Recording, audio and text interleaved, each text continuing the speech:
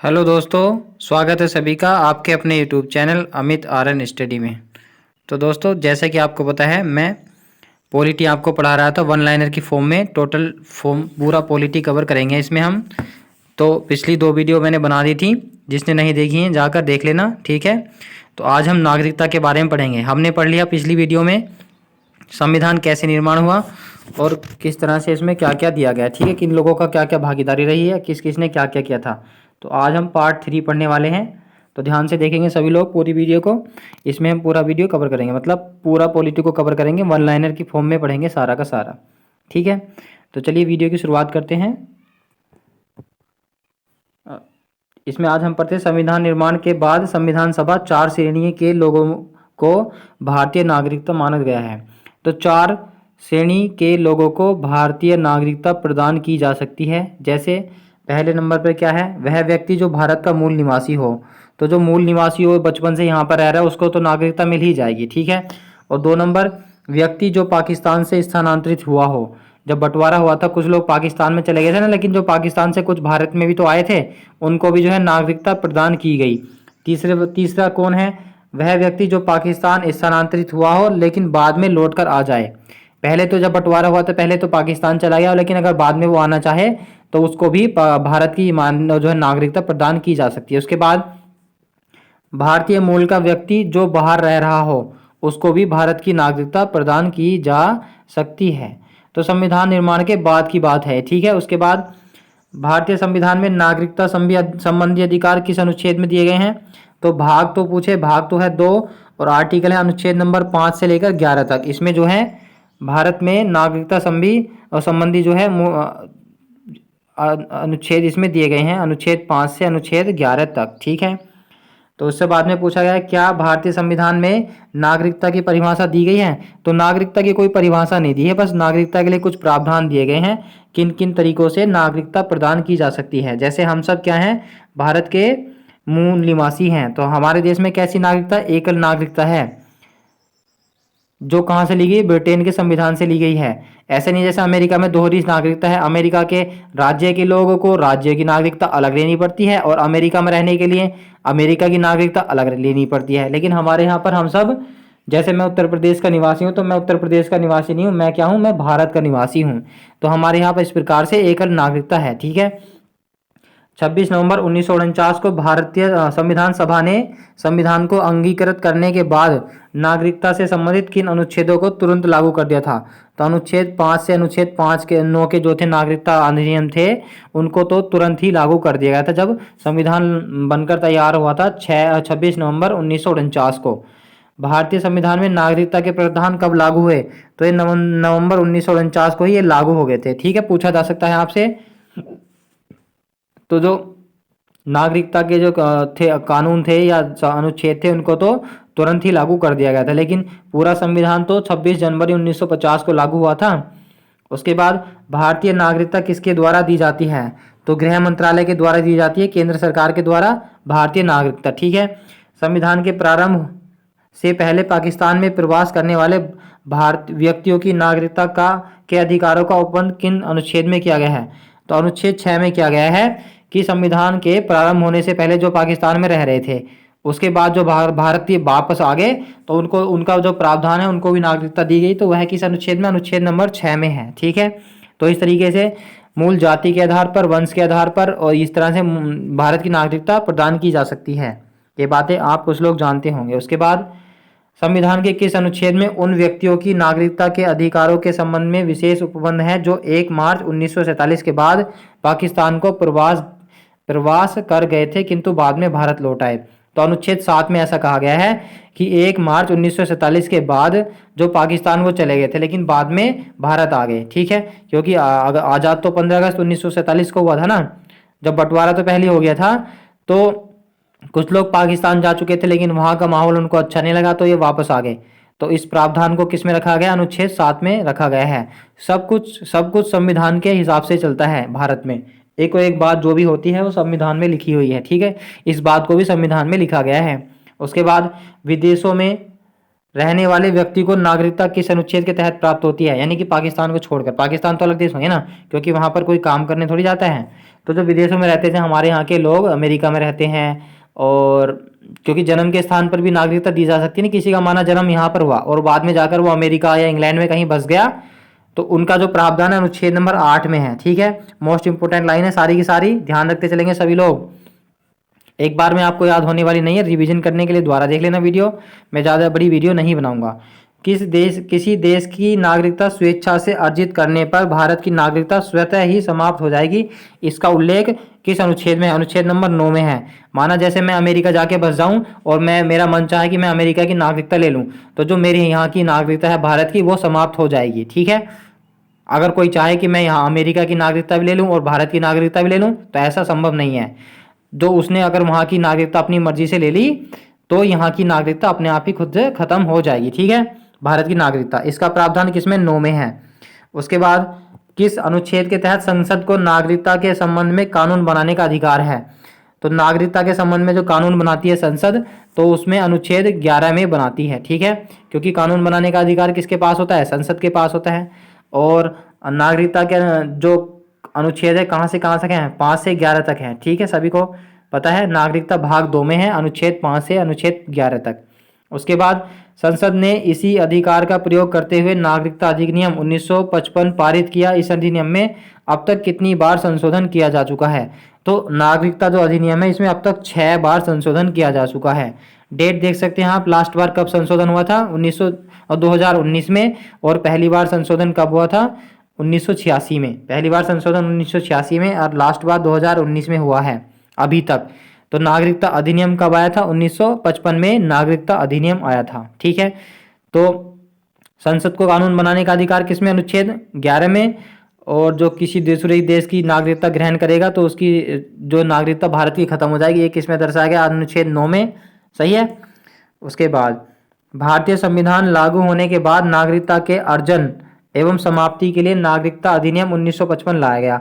इस अधिनियम में नागरिकता प्राप्त करने की शर्तें कौन कौन सी हैं? तो जब नागरिकता अधिनियम द्वारा लाया गया तो उसमें नागरिकता जो ग्रहण करने की शर्त कौन कौन सी है? एक तो जन्म के स्थान पर, मतलब किसी का जन्म यहाँ पर हुआ हो भारत में। ठीक है, उसके बाद एक वंश के आधार पर, वंश मतलब उसका परिवार शुरू से ही यहाँ पर हुआ हो, पला बड़ा हो भारत में।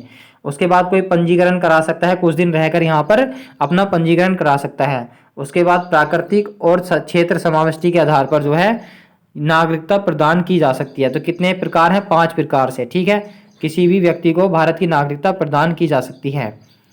भारतीय नागरिकता संशोधन अधिनियम 1986 के तहत देशीकरण द्वारा नागरिकता तभी प्रदान की जाएगी जबकि संबंधी व्यक्ति कम से कम 10 वर्षों तक भारत में रह चुका हो।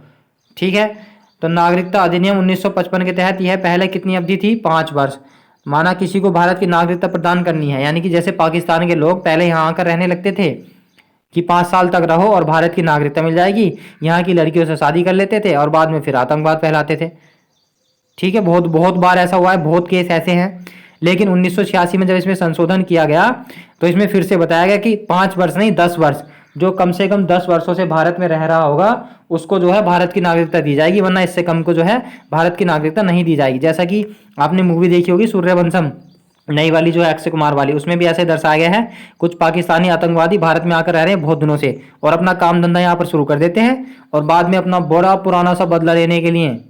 हाँ, ठीक है, तो उसके बाद देख लेते हैं, जो व्यक्ति पंजीकरण के माध्यम से भारतीय नागरिकता प्राप्त करना चाहता है उन्हें पहले भारत में कम से कम 6 माह तक निवास करना पड़ता था। लेकिन नागरिकता संशोधन अधिनियम 1986 के अंतर्गत यह अवधि बढ़ाकर कितनी कर दी? 5 वर्ष कि अगर पंजीकरण भी कराना है ना, तो पंजीकरण कराने के लिए भी उससे पहले वह 6 माह तक भारत में रहा होना चाहिए। 6 माह से कम तो पहले ये था। उसके बाद 1986 में उसको बढ़ाकर कितना कर दिया? 5 वर्ष कि 5 वर्ष से कम अगर तुम्हें यहाँ पर भारत में रहते हुए हुआ है तो तुमको पंजीकरण भी, रजिस्ट्रेशन भी नहीं मिलेगा। रजिस्ट्रेशन के आधार पर भी जो है नागरिकता नहीं दी जाएगी। उसके बाद केंद्र सरकार पारस्परिकता के आधार पर किस अंतर्राष्ट्रीय समूह के देशों के नागरिकों को भारतीय नागरिकता के कुछ अधिकार प्रदान कर सकती है? तो जो राष्ट्रमंडल के जो नागरिक हैं उनको कुछ अधिकार प्रदान कर सकती है भारत की सरकार। ठीक है, ये हमारा समूह देशों की बात है। उसके बाद पहले भारत से बाहर पैदा हुए बच्चे को केवल उसी स्थिति में भारत की नागरिकता मिलती थी कि यदि उसका पिता भारत का नागरिक हो। किस संविधान संशोधन के अनुसार यह निश्चित किया गया कि भारत से बाहर पैदा होने वाले बच्चे को यदि उसकी माँ भारतीय है तो उसे भारत की नागरिकता मिल जाएगी? तो यह 1992 में आया था नागरिकता संशोधन। नागरिकता संशोधन जो 1992 में आया था, तो इस आधार पर बताया गया कि जो अगर भारत किसी की माँ भी यहाँ की है भारत की, तो उसको भारत की नागरिकता मिल जाएगी। जैसे मैं एग्जाम्पल बताता हूँ आपको, ठीक है। जैसे सानिया मिर्जा है, सानिया मिर्जा ने पाकिस्तान के शोएब मलिक से शादी की है, ठीक है। तो अगर उसका बेटा चाहे तो पाकिस्तान की नागरिकता भी ले सकता है और यहाँ की नागरिकता भी ले सकता है, क्योंकि उसकी माँ तो है यहाँ भारत की रहने वाली है ना। तो इस आधार पर उसको नागरिकता मिल सकती है। पाकिस्तान की उसके पिताजी रहने वाले हैं शोएब मलिक, ठीक है। तो बहुत अच्छे से पढ़ेंगे, एक एक लाइन, इससे बाहर कुछ नहीं आने वाला है, आपके किसी भी एग्जाम में पूछा जाएगा। बहुत अच्छे से सजाया गया है इस बुक को, ठीक है, वन लाइनर की फॉर्म में। उसके बाद माता की नागरिकता के आधार पर विदेश में जन्म लेने वाले बच्चे को नागरिकता देने का प्रावधान 1992 के संशोधन अधिनियम से किया गया, ठीक है। ये मैंने अभी बता दिया। 1992 में पहले संशोधन कब किया गया? 1996 में। जबकि नागरिकता अधिनियम कब आया था? 1955 में। हाथों हाथ रिवीजन करते चलेंगे साथ के साथ। 1955 में जो है नागरिकता संशोधन अधिनियम लाया गया। पहली बार संशोधन 1986 में और दूसरा संशोधन 1992 में किया गया।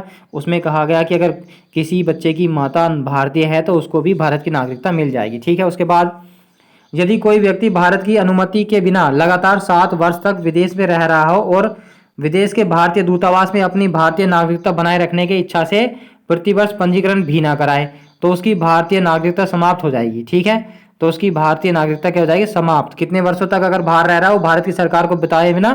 7 वर्ष, ठीक है। तो इसलिए उसको हर बार पंजीकरण कराना पड़ेगा ना।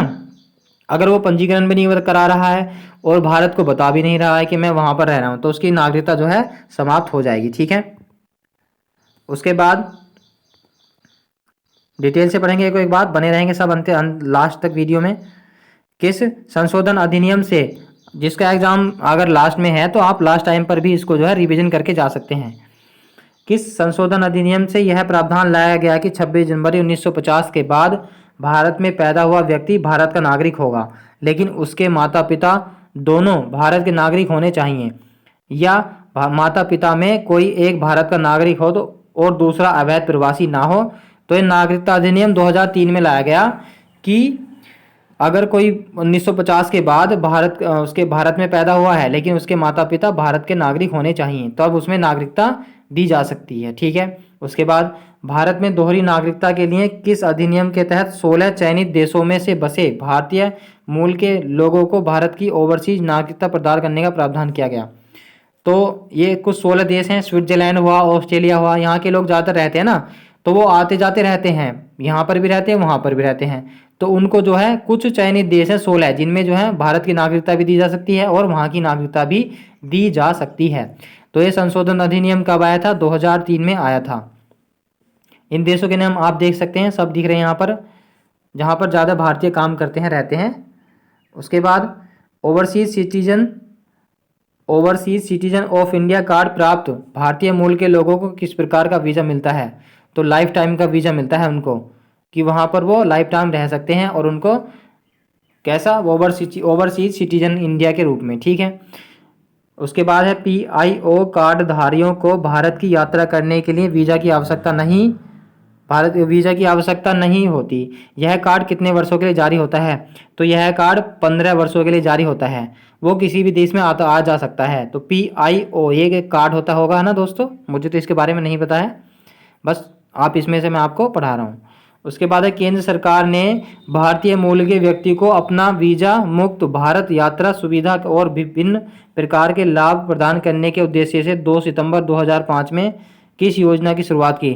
तो प्रवासी भारतीय नागरिक योजना की शुरुआत की। किस लिए? कि भारतीय मूल के व्यक्ति को आजीवन वीज़ा मुक्त भारत यात्रा, ठीक है। जो भारतीय मूल के जो लोग हैं और वो बाहर रह रहे हैं, अगर उन्हें भारत में आना है तो उन्हें कोई वीज़ा की ज़रूरत नहीं पड़ेगी, ठीक है। उसके बाद भारतीय प्रवासी नागरिकता को दोहरी नागरिकता नहीं समझना चाहिए, क्योंकि इससे उस व्यक्ति को राजनीतिक अधिकार नहीं मिलते भाई माना उसको भारत की नागरिकता प्राप्त तो है, कुछ 16 देश में जो रहते हैं उसको भारत की नागरिकता प्राप्त तो है, लेकिन जो उसके यहाँ के अधिकार हैं, जो राज्य सरकार या केंद्र सरकार कुछ अधिकार देगी, वो उसको ये प्राप्त नहीं होंगे। जैसा मोटी मोटी तौर पर रहने की किसी को तो क्या मिलती है, स्कॉलरशिप वगैरह मिलती रहती है ना, तो वे सब ऐसे ऐसे जो हैं, जो सरकार से मिलने वाली योजना है, उनका लाभ उनको नहीं होगा। उसके बाद किस अधिनियम के अंतर्गत यह प्रावधान किया गया कि पाकिस्तान और बांग्लादेश को छोड़कर अन्य सभी देशों में 26 जनवरी 1950 के बाद जाकर बसे भारतीयों के सभी सभी नागरिक भारत की विदेशी नागरिकता प्राप्त करने योग्य हैं। तो ये पहले तो किया गया कि 16 देशों के लिए, बाद में जो है सभी देशों के लिए कर दिया गया कि केवल पाकिस्तान और बांग्लादेश को छोड़कर, कि 26 जनवरी 1950 के बाद जो भारतीय जाकर दूसरे देशों में बस गए हैं उनको दोहरी नागरिकता मिल सकती है, यानी कि भारत की नागरिकता भी मिल सकती है और विदेश की नागरिकता भी मिल सकती है। ठीक है। उसके बाद दोहरी नागरिकता किस प्रकार की सरकार की विशेषता है, तो दोहरी नागरिकता संघीय सरकार की विशेषता है। दोहरी नागरिकता संघीय सरकार की विशेषता होती है। उसके बाद भारत सरकार ने प्रवासी भारतीयों को पीआईओ कार्ड देने का प्रावधान किस वर्ष पारित किया, तो 2003 में। पीआई कार्ड का मतलब है कि 15 साल तक के लिए बनता है, इसमें आप जब भारत आएंगे तो आपको वीज़ा की ज़रूरत नहीं है। ठीक है। उसके बाद हैदराबाद में आयोजित प्रवासी भारतीय दिवस के आधार पर भारत सरकार ने किस वर्ष ओसीआई कार्ड देने की घोषणा की, 2006 में इसको। ठीक है। उस प्रकार ओसीआई कार्ड धारकों के पास क्या होता है, भारतीय नागरिकों की तरह सभी अधिकार हैं। ओसीआई कार्ड जो बनता है उसके जो उस कार्ड उन भारतीयों के पास सभी प्रकार के आधार हैं, लेकिन उनमें 4 अधिकार नहीं होंगे। जैसे वह चुनाव नहीं लड़ सकते हैं, वोट नहीं डाल सकते हैं, सरकारी नौकरी नहीं ले सकते हैं यहाँ पर, और खेती वाली ज़मीन नहीं खरीद सकते हैं। जो बाहर जाकर बस गए हैं और यहाँ की नागरिकता ले रखी है तो उनका एक कार्ड बनता है ओसीआई कार्ड। उसके अतिरिक्त उसके तहत जो है इनको चार जो है अधिकार नहीं दिए जाते हैं। कौन कौन से हैं, चुनाव नहीं लड़ सकते हैं, वोट नहीं डाल सकते हैं और सरकारी नौकरी नहीं ले सकते हैं। ठीक है। तो ये देखो नागरिकता भी इतना बड़ा चैप्टर है, हम इसमें जो है बस 5 लाइन में पढ़कर ख़त्म कर देते हैं। अनुच्छेद नंबर पढ़ो 5, 6, 7, 8, 9, भाग 2 में नागरिकता है, अनुच्छेद 5 से 11 तक है, लेकिन इतनी सारी बातें हैं। ठीक है। तो आप इससे अपना यूपीएससी का एग्ज़ाम भी कवर कर सकते हैं। उसके बाद नागरिकता संशोधन अध्यादेश 2015 को लागू कर किस कार्ड को समाप्त कर दिया गया, तो जो नागरिकता संशोधन अधिनियम आया था 2015 को, तो उसको जो पीआईओ जो कार्ड है उसको समाप्त कर दिया गया। 15 जनवरी 2015 को भारत सरकार ने पीआईओ कार्ड योजना को वापस लेकर उसे किस योजना के साथ मिला दिया, ओसीआई कार्ड के साथ मिला दिया उसे भी। ठीक है। उसे भी ओसीआई कार्ड के साथ मिला दिया। उसके बाद राष्ट्रपति की मंजूरी होने के पश्चात नागरिकता संशोधन अध्यादेश 2015 किस तिथि से प्रभावी हुआ, तो 26 जनवरी 2015 से यह प्रभावी हो गया, जिसमें जो है पीआईओ कार्ड को वापस ले लिया सबसे और ओसीआई कार्ड दे दिया गया। उसके बाद भारतीय नागरिकता प्राप्त करने हेतु आवेदन करने हेतु भारत में कितने समय तक रहना अनिवार्य है, तो लगभग अब 1 वर्षों तक रहना अनिवार्य है। ठीक है। भारत की नागरिकता प्राप्त करने के लिए लगभग अब 1 वर्ष से भारत में रहना अनिवार्य है। ठीक है। तो इतनी इम्पोर्टेंट बातें हैं। उसके बाद भारत की नागरिकता किस प्रकार की है, तो स्थानीय आधारित नहीं अपितु वंश आधारित है। भारत की नागरिकता कैसी है, स्थान आधारित नहीं है अपितु वंश आधारित है। भारतीय नागरिकता किस प्रकार छीनी जा सकती है, यह समाप्त हो सकती है। ये तो देशद्रोह का आरोप सिद्ध हो जाए तो भारत की नागरिकता को छीना जा सकता है। ठीक है। उसकी नागरिकता खत्म कर दी जा सकती है देशद्रोह का आरोप सिद्ध होने पर। उसके बाद किसी व्यक्ति की नागरिकता समाप्त होने पर उसके अवयस्क बच्चे को भी नागरिकता समाप्त हो जाती है, किंतु अवयस्क बच्चा वयस्क होने पर कितने वर्षों के भीतर भारतीय नागरिकता की घोषणा कर सकता है, तो 1 वर्ष के भीतर। मतलब किसी के माँ बाप हैं, उसकी जो है भारत की नागरिकता खत्म हो गई तो उसका बच्चा की जो है उसकी बच्चे की भी नागरिकता खत्म हो जाएगी, लेकिन वह जब बच्चा हो जाएगा 1 वर्ष के भीतर वह उसको नागरिकता की घोषणा वापस ले सकता है। ठीक है। उसके बाद डिटेल से पढ़ते हैं, सारी बातें इंपॉर्टेंट फैक्ट है, कोई सा भी पूछा जा सकता है। भारतीय नागरिकता का परित्याग किस प्रकार किया जा सकता है, तो स्वेच्छा से कर सकता है कोई, या तो अपनी मर्जी से कि मुझे भारत की नागरिकता नहीं चाहिए, या फिर विदेशी नागरिकता के ग्रहण से वंचित करने पर उसने विदेश की नागरिकता ग्रहण कर ली तो भारत की नागरिकता खुद ही समाप्त हो जाएगी। उसके बाद यदि कोई भारतीय व्यक्ति किसी दूसरे देश की नागरिकता ग्रहण कर लेता है तो वह भारत का नागरिक नहीं रह जाता है। समझ गए, ये तो मैंने शुरू में ही बताया था। कि यदि उसने विदेश की नागरिकता ग्रहण कर ली तो उसको जो है भारत की नागरिकता समाप्त हो जाएगी। उसके बाद एकल नागरिकता कहाँ से लेगी? एकल नागरिकता का प्रावधान जो है ब्रिटेन के संविधान से लिया गया है, एकल नागरिकता का प्रावधान। तो जो हमारी वीडियो लास्ट तक देख रहे हैं उनको मैं बता दूं, लाइव सेशन मेरे अटेंड कीजिए सभी लोग। जो लाइव क्लास होती है डेली हर सब्जेक्ट की, अच्छे से पढ़ाता हूँ मैं। प्रत्येक क्वेश्चन को प्रीवियस ईयर और तथा डिटेल के साथ पढ़ाता हूँ। उसके बाद भारतीय संविधान के तहत एकल नागरिकता का प्रावधान, भारत में क्या राज्यों द्वारा अलग अलग से नागरिकता दी जाती है? नहीं, ये तो मैंने शुरू में बता दिया था। हम सब भारत की नागरिकता लेते हैं, राज्यों की नहीं लेते हैं। भारत के किस एकमात्र प्रांत में के नागरिकों को दोहरी नागरिकता प्राप्त थी? तो जम्मू और कश्मीर के लोगों को पहले भारत की नागरिकता ही प्राप्त थी और जम्मू कश्मीर की अलग, क्योंकि वहाँ पर 370 धारा लग रही थी। ठीक है, अब मोदी सरकार ने इसको, बीजेपी सरकार ने इसको ख़त्म करा दिया, केंद्र सरकार ने। अब वहाँ पर भी भारत का संविधान लागू होता है और वह एक केंद्र शासित प्रदेश बना दिया गया है। उसके बाद अफगानिस्तान, बांग्लादेश, पाकिस्तान, ठीक है, से 31 दिसंबर 2014 को या उससे पहले हिंदू, सिख, बौद्ध, जैन धर्म और आदि धर्म के प्रवासी धार्मिक प्रताड़ना का शिकार हो भारत आए हैं, उनको देश की नागरिकता प्रदान करने के लिए कौन सा संशोधन किया गया? 2019 में संशोधन किया गया। बांग्लादेश में हुए, पाकिस्तान में हुए और अफगानिस्तान में। तो कुछ धर्म के लोग थे, तो इनको जो है प्रवासी जो थे, प्रवासी का मतलब होता है छोड़कर दूसरे देश में रहने लगते हैं ना, अपना देश छोड़कर, तो उन्हें जो परेशान किया गया तो वो लोग वापस अपने देश में आ गए। तो उनको नागरिकता प्रदान करने के लिए फिर से 2019 में नागरिकता संशोधन अधिनियम किया गया था। ठीक है, 2019 को लोकसभा ने 10 दिसंबर को, राज्यसभा ने 11 दिसंबर को पारित कर दिया। किस तिथि को भारत के राष्ट्रपति द्वारा इस पर हस्ताक्षर किए गए? तो 12 दिसंबर को। ठीक है, अगले ही दिन भारत राष्ट्रपति ने साइन कर दिए और इसको शामिल कर लिया गया। ठीक है, नागरिकता संशोधन अधिनियम की धारा 1 की उपधारा 2 के तहत केंद्र सरकार ने किस तिथि को कानून लागू कर दिया? तो 10 जनवरी 2020 को यह कानून लागू कर दिया था। ठीक है, 6 समुदायों को इसमें प्रताड़ित किया गया था। उसके बाद 2019 के संशोधन अधिनियम के तहत उपरोक्त 3 देशों के मुसलमानों को शामिल नहीं किया गया था। इन देशों का कोई मुस्लिम नागरिक भारतीय नागरिकता के लिए किस अधिनियम के तहत आवेदन कर सकता है? 1955 का नागरिक संशोधन अधिनियम जो है, 1955 का नागरिकता संशोधन अधिनियम मैंने बताया है, यानी कि 5 वर्षों तक वह भारत में रहना चाहिए। ठीक है, या तो उनकी माँ, पहले था पिता उनके भारतीय होने चाहिए। उसके बाद राष्ट्रीय नागरिक रजिस्टर में भारतीय नागरिकों के नाम शामिल होते हैं। एनआरसी किस वर्ष जनगणना के बाद तैयार किया गया था? तो स्वतंत्रता के बाद पहली जनगणना 1951 में हुई थी। उसके बाद इस रजिस्टर को तैयार किया गया था जिसमें सभी के नाम शामिल होते हैं। ठीक है,